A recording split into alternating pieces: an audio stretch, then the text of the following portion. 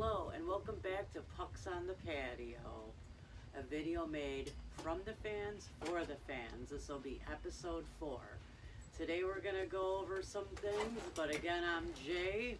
I'm Alex. I'm Jeff. And we're going to be going over some line combinations tonight. Seen a lot on social media what people think the lines will look like, seeing our rosters pretty much set. We're going to kind of roll into that, maybe talk about what we'll see at development camp, what went down as far as trades and free agency in the NHL, and any other surprise topics we want to talk about. So, Al, you came up with a couple of line combinations I thought were interesting. Why don't you talk about it and why you put the guys there that you did? Well, I was thinking about it over the past few weeks since our last episode. I know we didn't do our episode last week. We were a little busy, but getting back to it, I had some time to think about our players, where they're going to go in our line combinations. So for me, it was really tough for the forwards more than anything because of the amount of forwards we have, plus the great young guns we got in Rochester that should be coming up. So it was tough for me to pick a few. But here's my forward 4 lines for the Sabres on opening night. So the first line, I really liked the Skinner, Tuck, and Thompson line last year. I thought they were booming, they were chugging. I think if they stay together, they're going to be a nice, strong line. I can see them, Skinner and Thompson, both getting 40 goals. My second line, I know it's kind of unpopular from what the word is around, but I like Krebs, Mitz, and Victor. My idea with that is that they're really good passers. Mitz and Krebs, I think, are doing a really good job in their development in terms of forechecking. I think if they can stay healthy, I really like that line. I think Olofsson could be a really dual threat there, both on the power play and just his overall game forechecking as a winger. My third line, I have Cousins, Okposo, and Peterka. I think JJ will be more ready than Quinn, so I think he'll be great on that line. That's kind of the crash the net boom line. Okposo is going to be the leader on that line, the veteran. Cousins, this will be his big step. He can kind of anchor his own line as a centerman.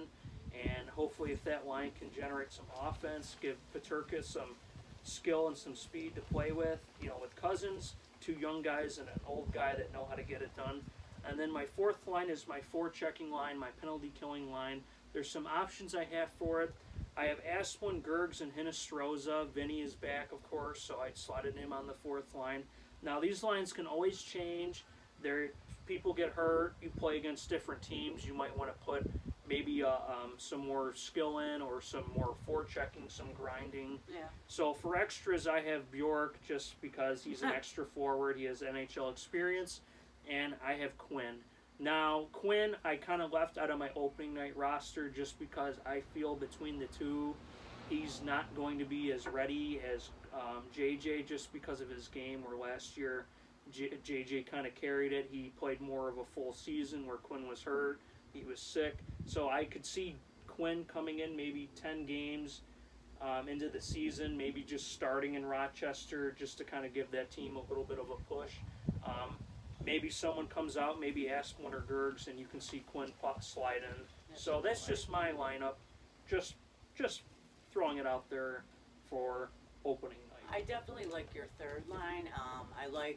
I've always liked Okposo with Cousins last year. Yeah. I thought they did an excellent job. They just have a lot of chemistry going. Of course, they're both thumpers. And of course, Oki's a finisher and JJ is, but JJ's also very aggressive. So I like what you've done with the lines. A lot of people are really big on keeping the first line together. I had some other options, but what do you have on defense? Well, defense, I feel, was actually a lot easier than forwards. But my first pair is Dahlin and Samuelsson. Of course, that's going to be your top pair. If Dahlin can have another 50-point or more season, he's the offensive powerhouse on defense. My second pair, I have Powers and Yoki. I like the two together. I can see it as being a very good two-way defensive pair. Yoki has both ends of the ice. He's a little bit more of a veteran now. He kind of came into his game. And, Powers, Owen Powers, Superman, he'll be having his first real rookie season. So I hope those two kind of go together. And then my third pair is Bryson and Lubuskin. And my thought is that Jacob Bryson, he's a decent defenseman, but he coughs up the puck a lot. He's kind of a defensive liability. I think Lubuskin will be a nice grinder, nice tough guy on that pair. It might help kind of relieve the tension on Bryson. And then for my seventh defenseman, there's some options. Casey Fitzgerald is always an option. He's had some experience. He's with the team. I could see him starting in Rochester because Rochester needs defensemen. And then I kind of threw a question mark next to Lawrence Pilot because he signed, and you never know. So those are my defensemen. I just kind of threw it out there and put them together. I think it'll be a solid D core. And me personally, I won't go into a lot of the defense. I had Powers with Lubuskin, thinking, oh, he's so more. He's very mobile. He likes to almost come down below the circle and go to the net. Lubuskin is that, stay-at-home defenseman, but I love your idea with Bryson, because Bryson's another one, small, but a lot of speed, likes to skate up the ice. I'm not always thrilled what he does in the opposing zone, when he kind of just throws it away. I hope that changes and he tweaks his game, because there's just some parts, if he worked on his game, he'd be another top-tier defenseman. But I do like the Lubuskin-Bryson flip there. I had Lubuskin with Powers, Samuelson with Bryson, because I think they played together last year and they look good, and Darlene back with Yoki-Haru. But hey, that's the best thing about our defense, is it is so fluid. You could put these guys with other guys, Jeff, and just play with the chemistry, especially maybe that first 10, 15, games. What's your thought on it? As far as the defensive pairings, I mean, Samuelson and Darlene worked great together because they were interchangeable on whatever side of the ice they were on. True. They really read and reacted to each other very well. And then my second pair was Yoki-Haru with Fitzgerald. Would give Yoki-Haru a little bit more free rein to kind of play off his offensive game, to develop his skills kind of outside the standard defensive role box, where Casey Fitzgerald would kind of, be the stay-at-home kind of guy. And then the bottom pair would be Lubuskin and Power. Lubuskin would watch over Owen Power's shoulder and make sure nobody's taking any liberties with the kid, and be his stay-at-home pair. Plus, as your third pair, they're going to play, I wouldn't say limited minutes, but they're going to play less minutes than your top pair. This way, you're kind of easing Power into the length of an NHL schedule, and you're kind of easing him into the game so that he's not playing 25 minutes a night. But that doesn't preclude him from playing on a power play with Yoki or playing on a power play with Darlene. That just means who your regular pair rotation is. Oh, and I agree, and I don't think Donnie's going to push Powers into playing 20-plus minutes a night unless he thinks he can do it and he's ready for it.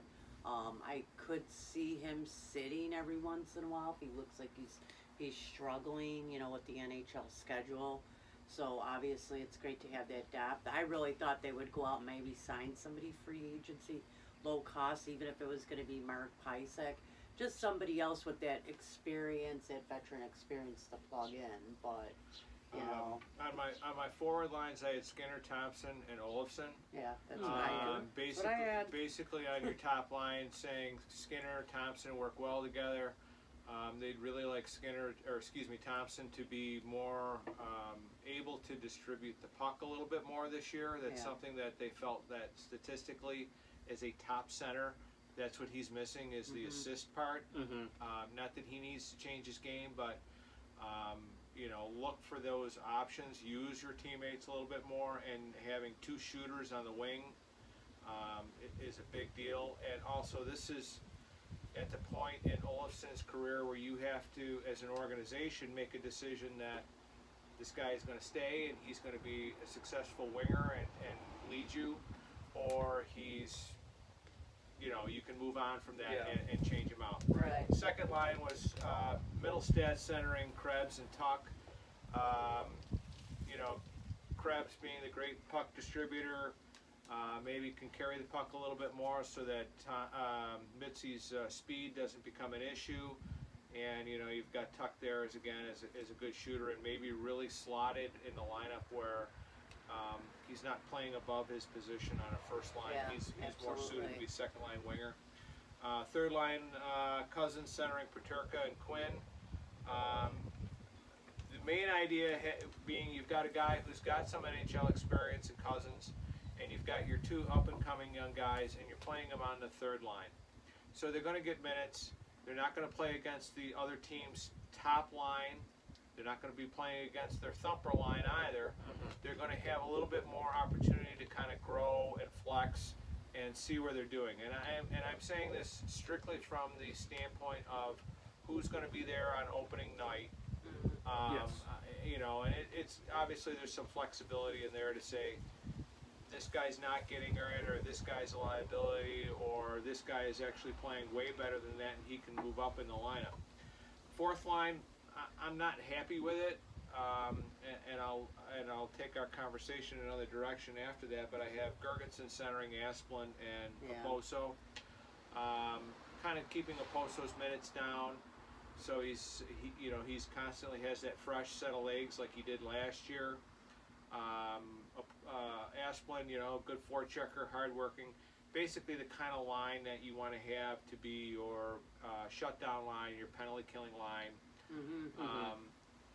And what I was going to branch off to is as far as centers, who's left in free agency. I think the Sabres really should consider another veteran center. As the idea followed suit through, and I hate to bring up his name, Cody Eakins, you wanted that veteran guy who you could throw out in the last 2 minutes of the game, who you knew who was going to be able to win a face-off and gain control right away so that you can preserve whatever you've got, or at least maintain your puck control. Obviously that didn't come to fruition, and I don't think Gergensen is the guy to really fill that role. So I'd like to see them maybe pick up, a center in free agency, not a Kadri, not big money. Who I looked at through the free agent list was a Cedric Paquette from Tampa. He's a UFA. He's in his 30s. He didn't sign yet? No, well-respected guy. Can generate some offense. Can do a lot for you, and just bring that stabilization to your fourth line, because I know fourth line is fourth line. Although we don't number our lines anymore, but the fourth line is not out there a ton of minutes, but they play a critical role in the end of the game, or penalty killing, or those situations where you need reliable players so that the kids don't feel that pressure that I'm going to make a mistake. Right. And we've always had centermen who, they're good players, they're not on the highest list of the face-off guys, and we need a guy out there who's going to be able to go over the boards and win that face-off, kill 40 seconds at the beginning of a penalty kill. And Cedric Paquette was the guy that I found on the free agent list that I said, that sounds like a guy to me. He's got veteran experience. He's been on Stanley Cup teams. He knows what it takes to win.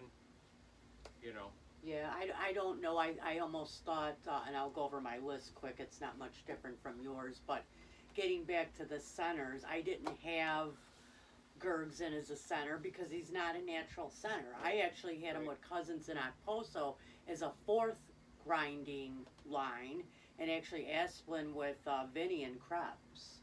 So, and Krebs is the center. So mine aren't too far from yours, but again, I think they're trying to force Gergs into playing that center position as a defensive forward. Because they have nobody else. Yeah, but I mean, and to me, I actually seen Brian Boyle's name on the list, and I know he's a journeyman, but I'm pretty sure he's pretty decent at face-offs. I could be wrong.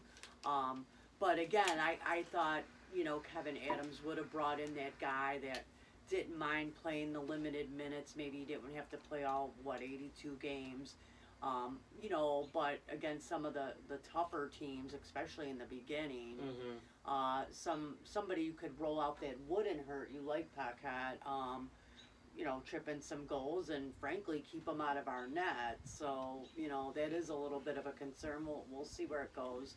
I'm sure he always has that trade chip. So It's the one weakness in the forward lines that I see is that depth at center where you don't want to put a Middlestat there. You don't want to put a Krebs there. You really don't want to put a Cousins there. So now what are you down to as far as, last year we tried Jankowski, we tried Eakins, we tried Malone. There's nobody in Rochester unless R2 came back and he wanted to fill that role, but I mean, R2 isn't out. He still wants to come and play in Buffalo. It's just, I guess the feeling here is that our roster's way too deep and the kids are going to play before him, which on the second line, I had mid-centering talking either Quinn or Paterka to give them that chance to be with skilled forwards, to be with a crasher to the net, some protection there. Not that Tuck's a fighter, but somebody a little bit bigger. Mitz is, kind of like a hot dog, Phil Kessel type of guy. He's not real fast, but he's a bigger dude. He's got great hands, and he's got a little nasty streak. I could be wrong. You all may not like our lines. Again, leave them in the comments what you think you like, what you'd like the lines to look like. We'll always give you a shout out the next video for sure. Like I said, it's not like we picked up a whole lot of people. I mean, a defenseman and a goalie. So. And side note, the three of us were just kind of thinking about our lines, and we all had differences. We all had minor differences, or this person should go here, or this person should play with this person. So the coaching staff and the fans, we all have our own lines. We think this and that. So the good thing is that even if you don't agree with the lines or you don't like the lines, Donnie can always change it up and slot somebody in. So absolutely, that's just the good thing. And but what an exciting second power play unit you could have with Turka, Krebs, Quinn, Power, and maybe some veteran grizzled Yoki Haru back there, and you've got an almost all kit second power play unit. It's and that's a lot of skill. I agree, and I think the hockey writers wrote a article on us. Actually, I think that's who it was, and how we will compete pretty much every game, even if we miss the playoffs. And with our depth and prospects now, we should be. And I'm sorry, I hate knock on wood saying this. Within a couple years, there's no reason we can't be considered more of what Colorado did. I mean, at least getting deep into the playoffs. So. Again, I keep preaching it every video. I firmly believe in what Adams is doing. Donnie is a coach, and I'm stoked for the season to start. I heard the one Bills song, "No Going to Work," the other day, and that got me going on the Bills, which is another subject. But development camp will be coming up, the Prospects Challenge, correct? Yep, 6 teams this year. Yeah, so it's Boston, New Jersey, Ottawa, is it Montreal? Montreal and Pittsburgh. So, at the Harbor Center. Yes. Tickets are usually $10-15. You can, if you're new to the sport or you want to see the kids, good time, small venue. You get the full view of them. So. Yeah, you can virtually, if you get there early enough, sit anywhere you want. If you're somebody who wants to run, snack, or whatever, they're a lot cheaper than they are at the arena. As far as refreshments, a cold beer or a box of popcorn. We're going to try to get down there and see them if we can collectively get a day off of work. And I'm sure that'll be a whole different video on, who we thought stood out, who's maybe readier a little bit sooner, who's ready for Rochester. So we are going to try to get to a Prospects game, I would think. It's in September. And tickets go on sale in August, and if it's the Montreal Canadiens you want to go see, get your tickets early for that one because I could care less. Montreal has the big rookie in the lineup. I know. And the fans are going to swarm down here. The press is going to swarm down here. It's going to be sold out for sure. So one of the games is the Bills season home opening game as well. It is. They changed the time on that to make it more convenient. Right? Yeah, they made it more convenient for the Sabre fans to be able to go. They did push that time around, so We've gone to several prospect tournaments in the past. It's a great time. It's like old school hockey where you're really close to the ice. The Lexcom Arena is a great venue to go see it. And you really do get a look at the kids who are trying to impress. Now, Yeah, I don't more or less. think though Matt Sauvé will be in it, correct? Sauvé He's will still not be. recovering. And neither will the, Oslin? no, not Oslin, the other rookie we just drafted. Kulik? No. Other rookie. One of our rookies, I know, past the first round, Jeff, they're interchangeable. I know, one of our rookies, he's having shoulder surgery. Oh, they did mention him today, but I can't think of his name. I'm sorry. 6 to 8 weeks he'll be out, so Check he that won't be out. at the. Stand down. He won't be in the tournament because of that. Also, won't be able to play at the World Juniors. Yeah, he's tournament. out like 6 to 8. Yeah, 6 to 8 months. Okay. All But right, side right. note, yeah, that's a good time. So if you're interested, it's definitely worth seeing as a Sabres fan. So Yeah, and again, if we can get there, we will definitely do a video on it, even if it's a short video. I know that we were going to bring up some of what happened in free agency, especially with Kachuk. He was the big, well, not free agent, he was a big trade that went down rather quickly, I thought. Once once Calgary assumed he wasn't signing there, they got a good haul. I think Calgary's going to end up flipping Huberdeau. I don't think he's going to sign there. I don't think so. And they'll end up getting a haul again. But what's your take on it, guys? I mean, I honestly didn't see Calgary in the mix, but or Florida in the mix with their cap space and their cap problems. I really don't know what the GM is doing there. He must be going insane. I think it's Tim Murray 2.0 there. But, I mean, you're virtually destroying the franchise there. Nothing against Kachuk is an excellent player, but giving up way too much, and just some of the other things he's been doing of late make no sense. What's your take, Al? Kind of, you just said it all. It's more of a knee-jerk reaction to me. I kind of saw the trade and I kind of had to giggle about it because what they gave up already. Now, Florida's already in a cap-struck situation, but then they traded to sign him. And the problem I have with it is they really gave up the wrong pieces to acquire him. To give up your captain, your leader, who had actually, I believe, more points or just as many as Kachuk. I know they both had over 100 points.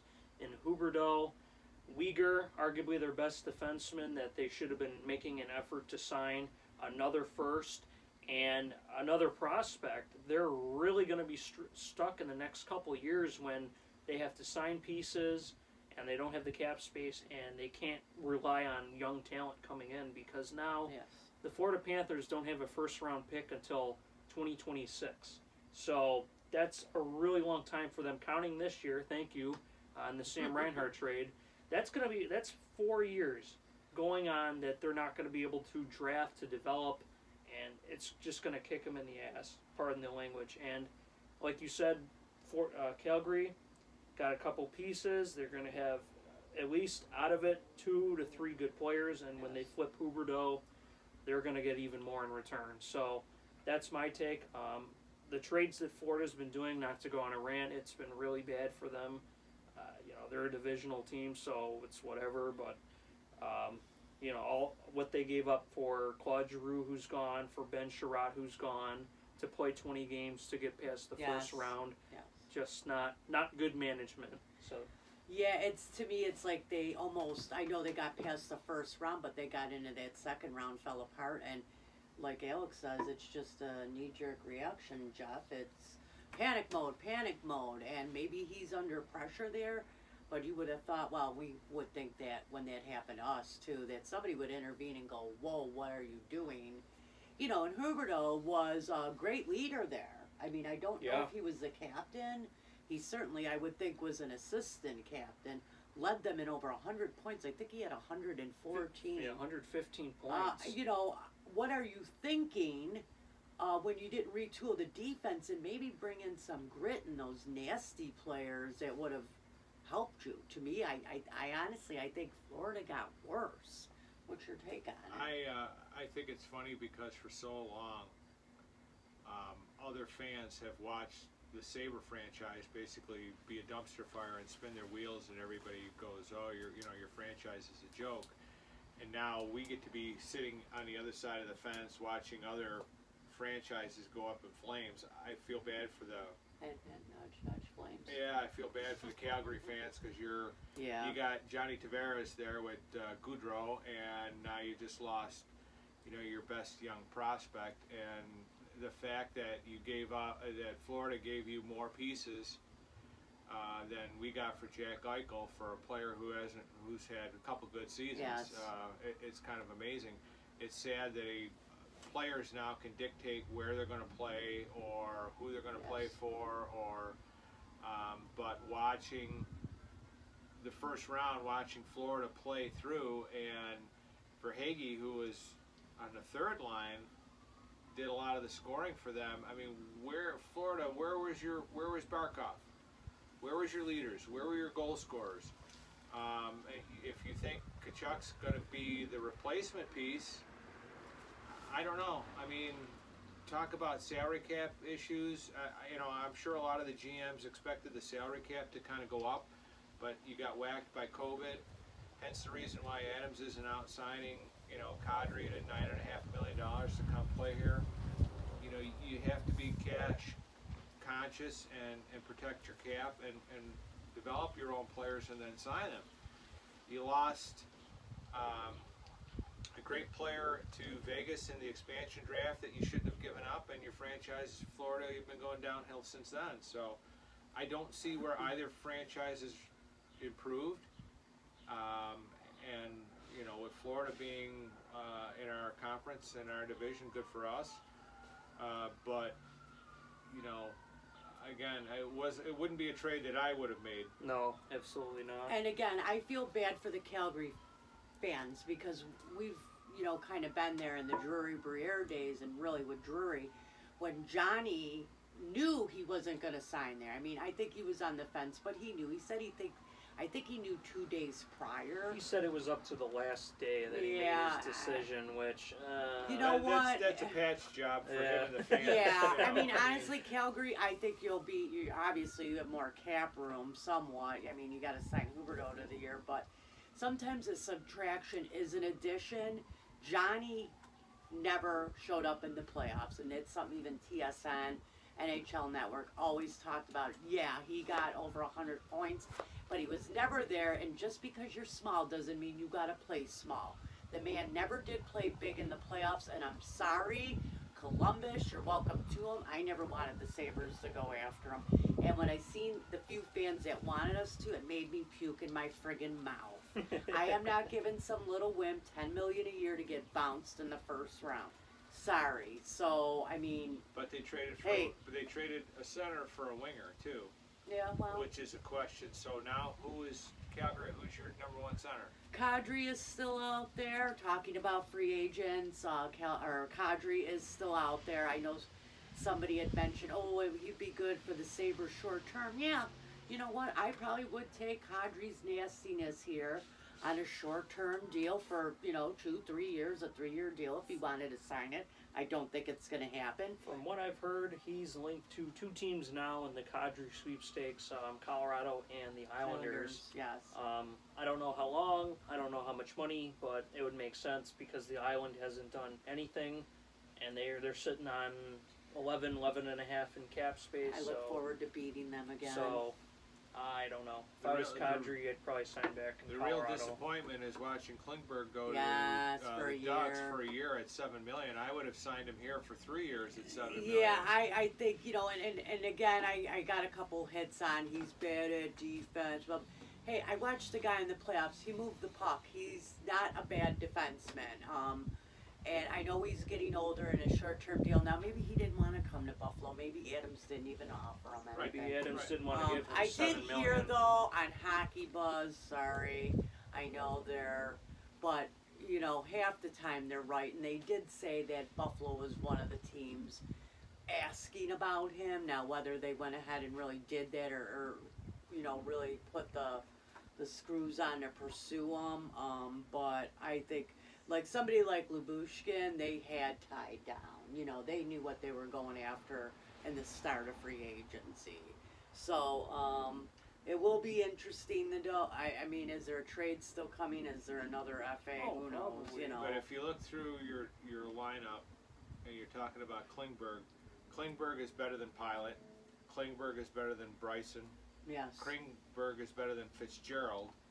Yes. Klingberg's a different defenseman than Lubushkin, but so I would rate him as better. Right. More Yeah. mobile, definitely. Not putting any of these guys down, but what I'm saying is that if you're trying to put together a nice defense core, that would have been a nice piece to play alongside, you know, an Owen Power or a Yoki Haru to learn. You had the cap money. Power doesn't come up for contract for 3 years. That's You true. easily Yeah. could have had the cap space out there. By the time Klingberg was coming off of your salary cap, and we're talking in a void here because it's already signed somewhere else, but the salary cap would have went up, so some of your cap concerns would have kind of gone away. Yeah. So I think that's an opportunity that, and again, we don't know what the discussions were. Maybe the guy Well, said, no, I want to stay out west. I Yes, like it that's out what I was west." just gonna say. Yeah. I heard he did want to stay more southwest. I heard he was either he had kind of went on from Dale's talking to St. Louis and some of the California teams. I did hear that. So he might not have wanted to come east. Maybe he's gonna play a year and retire. He's getting up there. His family's there. And Anaheim way overpaid for Yeah. him on a 1-year deal, but they were the lowest in cap. Yeah, they had to spend their cap. Them and Arizona were the only two teams that had to meet the cap floor. I think we were just above. Arizona, Phil Kessel. And he's another one I heard we were linked to. I don't think he's coming here, but I forgot who else was was it Ottawa maybe? It was somebody on another short-term deal. I think it was 3.5, 4 million. And I thought Phil on the second power play, he could still. I mean, they're like he's not as fast as he is, and he still loves to eat hot dogs. I heard. But hey, you know. From what I know, they say he loves his golf and his fishing and his boating. So they're talking, oh, Tampa or Dallas or somewhere warm, Nashville. So you never know. It's wherever the player wants to go. That's true. He's That's not true. going to be doing any fishing or boating in Arizona. No. But you know, there were some other minor signings. Well, Patrick Laine got signed back to Columbus. I'm sure it was a knee-jerk reaction to Goudreau. I'm trying to think. Within the last 2 weeks, we didn't do an episode last week. Niederreiter took a deal in Nashville. He's off the board. Dubois signed his qualifying offer, which means he's going to bounce from Winnipeg. Yeah. And then we got the Patrick Kane rumors out there. People, we are not trading for Patrick Kane. If he's going to come here, it's going to be for free next year when he's a UFA and you don't have to give up a thing. And honestly, I think he'd be for it if the team is headed in the right direction. He doesn't want to play for a rebuild. Neither does Jonathan Tays. So if you squeak into the playoffs or you're close and he feels, hey, you know, I want to go back to Buffalo. My family's there. I know he has a baby now. Maybe, and he's married. Maybe he wants to come back here and finish the end of his career. I'm all for it as long as he isn't a really high cost.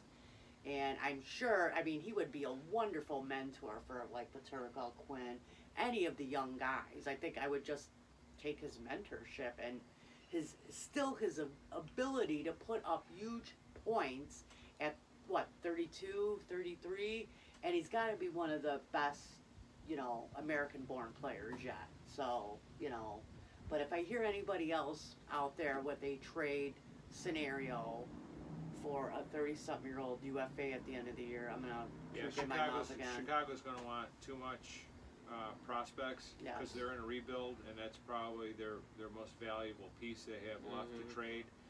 And to really move their rebuild along, they're going to try and garner as much as they can from it. And I don't want to see us part with the pieces that would be required in that trade. Well, they asked Kevin Adams not to interrupt about that, and he said that, more or less in his own words, that he's not opposed to bringing him here, but it wouldn't be until next year. It wouldn't be in a trade. That he doesn't want to give anything up. Just sign him. Yeah, it would be as a UFA. Well, and I also remember, you know, Terry Pagula so many years ago, and maybe he's changed, but he'd like to bring pretty much anyone that's from Western New York back to Western New York. So you've looked at several players coming back here already or around the surrounding areas. And I know he'd probably be having a wet dream over Patrick Kane. So, and so would I. Yeah. But again, I'm not giving up my picks and prospects for somebody that honestly could bounce on South you. Buffalo would go nuts. Yeah, which is where we are right now, by the way. From beautiful South Buffalo. So I did tweet him, though. I go, please come back home from a South Buffalonian. So, you know, I tried. But we'll see. I know him and really Jonathan Taze. There was a huge article. I was totally disgusted there. But Jeff had a surprise for us. Before I get into that, I wanted to talk about free agency and salary cap, and there are now 7 teams that are over the salary cap. Mm-hmm. And I'm not going to go through and list them all. You can check it out on Cap Friendly if you're really interested to dig through it. But with 7 teams now out of 32 over the salary cap, there's going to be some players who are going to be released. Yes, or expendable. I mean. Well, released from their current rosters to get under the salary cap that, you know, will make for an interesting period as we get close to opening day of the season. It's true. As to what players become available. And again, if you're Kevin Adams and you're sitting on a bankroll and you know, maybe somebody becomes available. Right. You know, maybe that 4th line center now is out there and he's looking for a job because he got cut from Philadelphia or Tampa or somewhere along those lines. Vegas. Yeah, our friends out there in Vegas. Nice giveaway on Pacioretty. Yeah, right. And throwing Jack Eichel in the Kachuk trade. Yeah, the rumor has it. Yeah, they offered Jack Eichel for Kachuk, and they didn't want that. I tend to believe it. I think the owner there in Vegas has a little bit of buyer's remorse, so, you know. One thing we didn't talk about with our lineups were the goalies, because there's only 3 to really talk about. But one of the interesting stats that I was reading, there's an article on TSN about goalies and their quality in the lineup and how they can help and hurt their team. Mm-hmm. And while we were all, you know, glad to have Craig Anderson back, and looking at the statistics, he really did not help the team all that much as far as win-losses. Now, you can take statistics with a grain of salt because the team in front of him was bad, so it hurt his individual performance.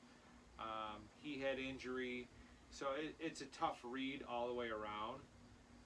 So I'm not going to throw Craig under the bus and say, nah, I don't want to get into any of that. But definitely, I think the addition of Comrie and UPL. I think we open with Comrie and Anderson. I do too. Yes. And I think UPL gets a start in Rochester, and with the idea that you perform well, you get your form back down, you stay healthy, you'll get called up. Yeah. Right. And I think having Anderson here again, he's certainly not going to be the type of goalie who's going to sit on the sideline and go, wait a minute, I signed the play. Yeah. You know, if he shows up in so many games, he's okay with that, and if he's not, he's okay with that too. You know what I mean? So I don't think that it's a matter of you're going to have this goalie controversy where you got people fighting for the crease, because even if UPL comes up and he's the second coming of Patrick Waugh, you know, you have to do that consistently over 82 games. Was that your surprise? No, that was not the surprise topic. Mr. Jeff has a surprise topic for us. Well, anybody else have anything to add on the goalies? No, I pretty much agree with it. I kind of figured that's the way it would be. Yeah, So. that's more or less what I was thinking. I had Comrie and Anderson, and then, as you said, Anderson's definitely more of a team player now. He has been in the locker room, so I think he's signing as a good safety net. And UPL and Rochester, and the number one question with him is, can he stay healthy? If he plays well and stays healthy, absolutely. I can see him coming up this year. The question that I was thinking about and that I wanted to throw out to the group, especially the fans, was something that kind of came to me while I was working today, and it's about NHL jerseys. And as a fan of a team, you buy, and we're all sporting our Sabre jerseys tonight, if you haven't noticed. Various jerseys. Yeah, various through the years. But as you're picking out a jersey, or you're deciding what your jersey is going to be, obviously you're a fan of a team, so you're getting a team jersey. But, back in the day, we used to, always work on the numbers and the name and our favorite player. Yes. But players have gotten so interchangeable between teams that what do you do now as a fan with your jersey? Do you get a name? Do you get a number on it? Because, yeah, for us, Darlene's going to be here, Power is going to be here, but what if your favorite player is Middlestat? Yeah, and I got a good deal after development camp the last time we were there, and I think it was $30, and it's a kid's large or whatever, but I always liked Mitzi, and I thought, why not? Now would I spend over $100 on a jersey with a name? No, I would probably spend on a jersey without a name. But if it's your favorite player and your player is on the bubble, that's the problem. In my jersey collection, I have a 50th anniversary jersey, and it has Jack Eichel in it. Now, I'm not throwing stones at Jack Eichel. I'm not saying I'm not going to wear the jersey because it's a 50th anniversary jersey. It's beautiful, but would I prefer to have a Darlene, maybe somebody that's currently on the roster? And if you're a fan of a particular player, like a lot of people were throughout the years, if your player goes to another team, now all of a sudden are you sporting, maybe a different team's jersey because you're following that player? It's really difficult. And for hockey fans, it's tough. For hockey fans, it's one end of the spectrum, but like with baseball or football, a player can be on 5 different teams within 5 years. And what are you doing? You're chasing jerseys around? I just considering the NHL, I was growing up when Mo Gilney was my favorite player, and how long did we have him before we traded him? So I think back then, the chances of at least a top player being traded was very low compared to now. When we drafted Eichel, who would think the cornerstone would get traded? Who thought Matthew Tkachuk would get traded, or Jonathan Huberdeau would get traded? Goudreau dip. Yeah, Goudreau. Now it's more commonplace, and I guess I would if I got a deal on it. I would get a player with a name, but Canadian fans, you're spending $250 to $300 for a jersey with a name and a number, and maybe it's got a commemorative patch on it, or you're spending on a lot of money on a jersey, and the guy is gone in 2 seasons. It's a difficult pill to swallow, and we've always said at times are changing, and as fans, what do? Do you go for, I'm getting a Perot jersey? But it's going to be new style. Well, Perot never wore that jersey, so how foolish do you look? Or for me, because I want to kind of sink my teeth into it, being a jersey collector who has various Sabres jerseys and different hockey jerseys, for me, it's always been, I need a name on my jersey. As silly as that sounds, it's like naked without it. So for me, if it's a current player with the current jersey, it kind of completes the look, it kind of completes the feel. Even if it's a player that you're not super high on, or maybe they leave or they're gone, like my reverse retro is Jack Eichel. Am I upset? No, it's the jersey, it's the look. I like the jersey, I like the team. So names really don't mean a whole lot to me. Well, when he's on his 5th team and somebody says he played for Buffalo, you could go, yeah, he did, and he never won a cup. Sorry. If it's that big of a problem for people, and I can see how it is, where geez, he's gone, or geez, he left town kind of bad, just get a classic, get a like we kind of talked about, get a Hasek, get a Perot, a LaFontaine. But you want the new jersey, like when they debuted the Royals. Yeah. We saw fans that had shelled out the first day $350. The Taylor Hall jerseys. Yeah, $350 for Royal home and an away, with Taylor Hall's name on it, and the guy was here a season, and you just blew Yeah. $300. But I mean, think though the fact was it was Taylor Hall and he played for Buffalo.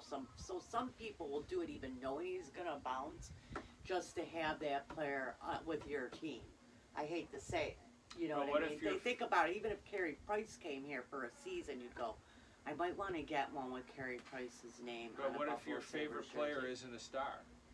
What if you said, I really Oh, love the that's way Mark different. Pysyk plays, so I'm going to go out and get a Mark Pysyk Royal Blue because now that he's Mark big. wouldn't be that expensive. Well, but still, you're shelling out a lot of money for a jersey. If you're that worried about the name and number, you can always get a Rick Jeanneret jersey. So there That's you go. right, That'll right. fix the whole That'll problem. never go. That'll never go out of style. Yep, That's yep, never a bad never, name. Ever. So God bless you, Rick. And I do hope when we do make the playoffs or get to the cup, I keep telling these guys, I hope he comes back to play or call a game. I play a game. really, play would be awesome. But to call or be a color guy, I mean, I would love it. So, but I think we're gonna start wrapping it up here.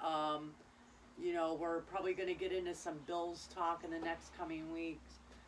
They're gonna be coming back, preseason, development camp.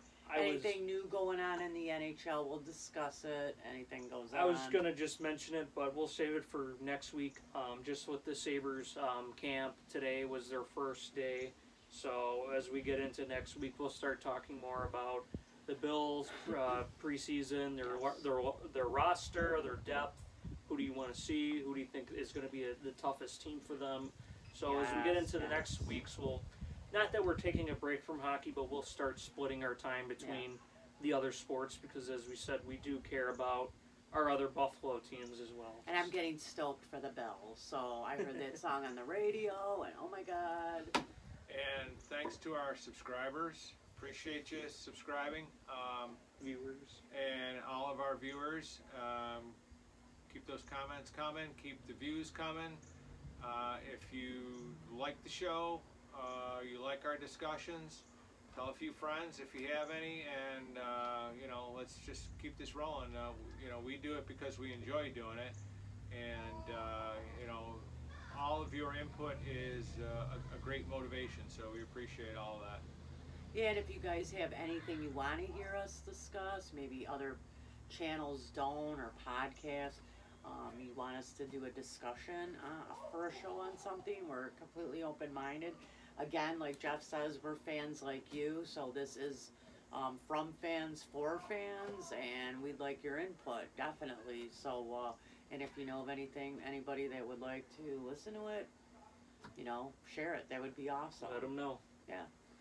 Alrighty. Well, you know, we're going to be signing off, having a couple beers. Mine's empty, so till next Saturday, Huck's on the patio. Have a good night, y'all. Peace. Bye-bye.